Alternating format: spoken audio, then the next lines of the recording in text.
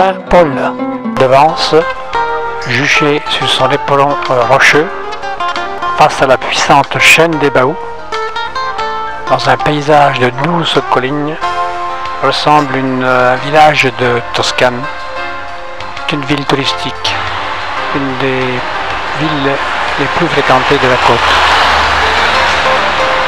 Les voitures affluent et nous laissons notre voiture dans ce parking qui nous est réservé.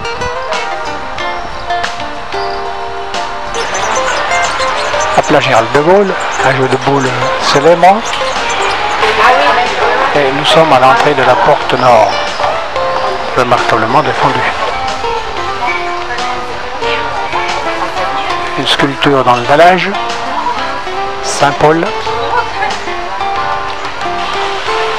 un blason. Aucun doute, cette cité est médiévale. Découvert juste au-dessus de ces routes, place, et nous sommes dans la rue Grande, bordée de magasins et de demeures seigneuriales. Beaucoup d'animations. Cette cité reçoit 1 million de touristes par an. Colossal. La place de la Grande Fontaine, sous un autre angle, et toujours la rue Grande qui traverse toute la ville du nord au sud. Petite ruelle, on voit d'ailleurs le paysage de collines au fond, une fontaine sur une petite placette, et nous arrivons à la porte de Nice, tout à fait au sud. Maison médiévale, les remparts au fond, ici le belvédère au-dessus du cimetière. De ce côté, on a une très jolie vue sur les Baous. De gauche à droite, le Baou des Noirs, le Baou de Saint-Janet et celui de la Gaude. Végétation abondante.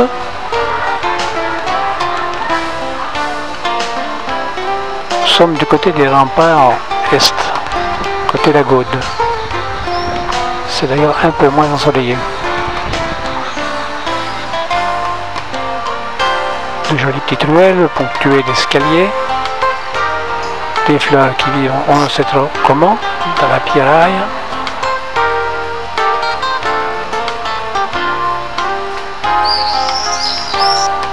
C'est très doux de se promener dans ces ruelles.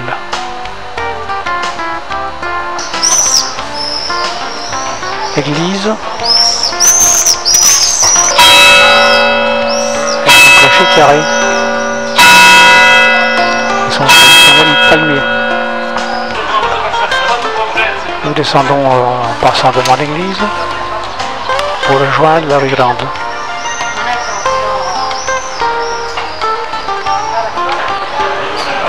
Donc voici rue Grande pour une visite des galeries d'exposition de tableaux, peintures, sculptures. Elle ne manque pas. C'est certainement plus de 50% des magasins ou commerces de Saint-Paul de Vence.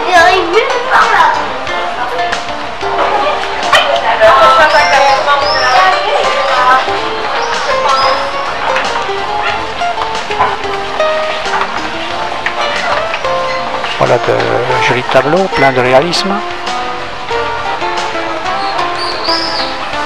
Et là on voit même un magasin d'art au niveau de la chapellerie.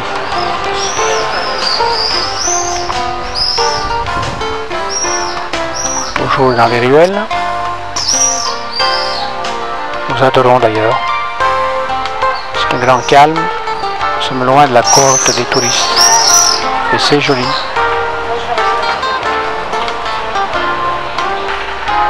Quittons les ruelles pour rejoindre les remparts sur la face ouest, côté la Colle.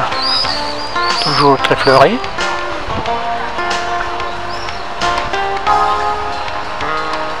De là, on a une jolie vue sur la Colle et les collines environnantes.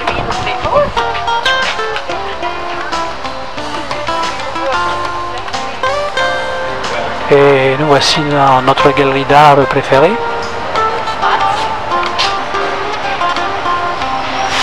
Des œuvres superbes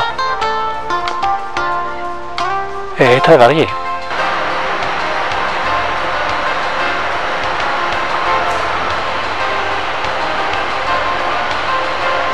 Ah, les œuvres valent entre 2, 3, 4 millions anciens.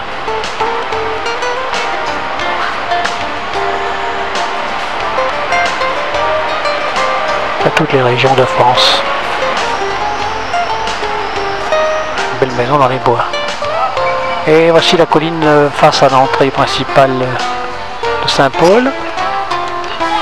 Les lauriers à deux teintes, rose et rouge. Un petit coin gentil vers l'entrée de Saint-Paul. Comme d'habitude, rangeons la caméra pour prendre l'appareil photo numérique. Le pavement de la rue Grande et Artistique. La chapelle Saint-Clair à l'entrée du village. Le restaurant du Vieux Moulin à l'entrée également. La pharmacie qui fait l'angle en face.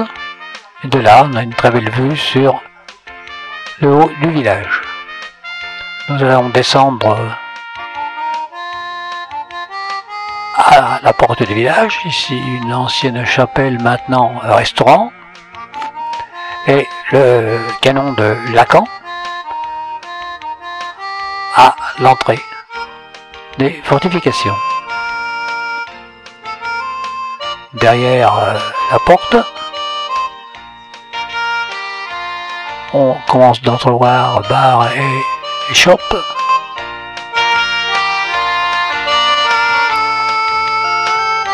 Cette ville très fleurie par ailleurs parce que très touristique comporte de très belles fontaines.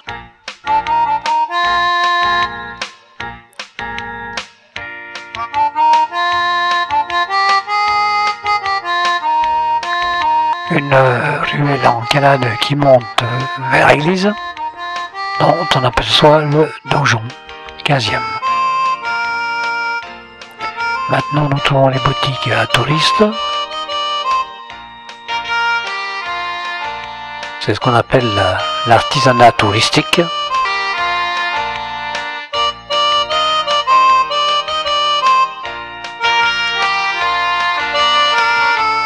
On trouve souvent les mêmes choses.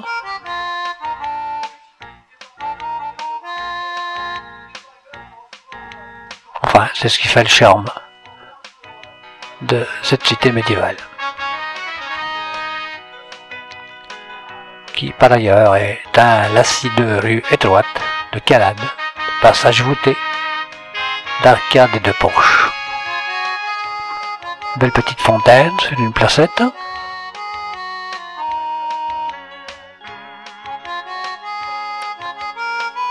La reine, toute contemplative.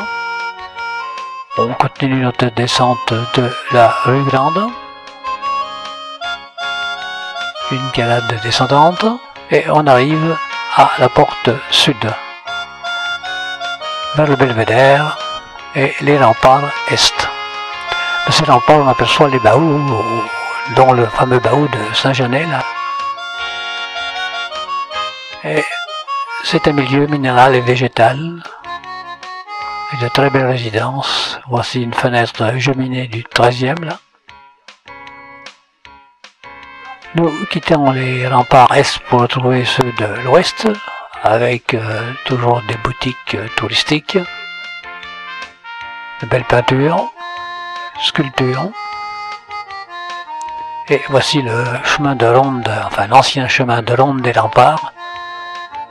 De là on a une vue sur les puits de Tourette et de Courmette,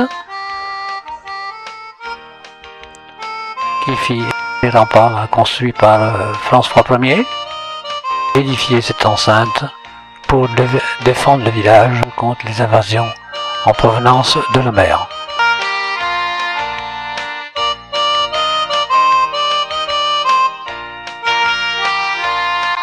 au-dessus de ces fortifications, des constructions qui sont transformées en l'hôtel des remparts. C'est une ville résidentielle. Voilà d'ailleurs des résidents qui font la causette. Et c'est là encore, ces remparts comportent de très belles demeures médiévales.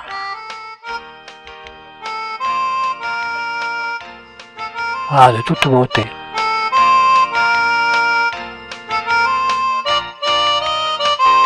Comme dans toute région, notre région, on trouve des bougainvillées. Ici, il est magnifique et très fourni en fleurs.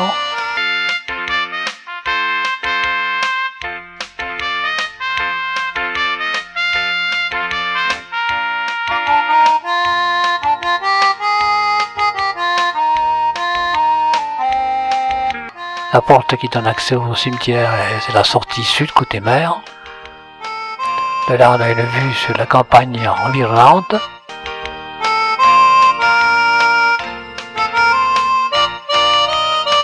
Et on se trouve maintenant avec des sculptures modernes sur les courtines et la place Neuve. Le penseur de Rodin. Et de là, une vue sur le massif du Mercantour, tout à fait dans le fond. Les jeux de boules, célèbres d'avance par les acteurs qui jouaient ici sous le regard d'un public fervent et amusé, et la Colombe d'Or de nuit, et la colline en face Saint-Paul. Quittons le village pour la fondation White. Cette fondation, c'est un musée, mais c'est surtout un lieu emblématique de l'art moderne et contemporain.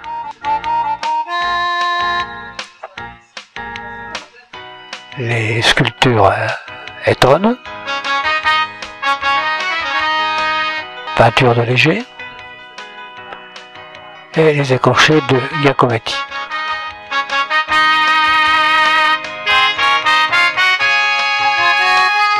Dans le parc, c'est très varié.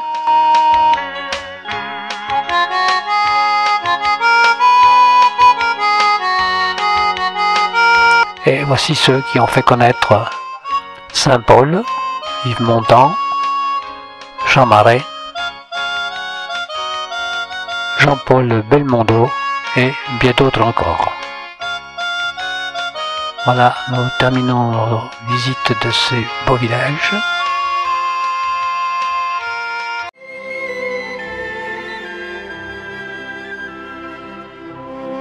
Pour laisser la place aux tournois touristes de juillet et août.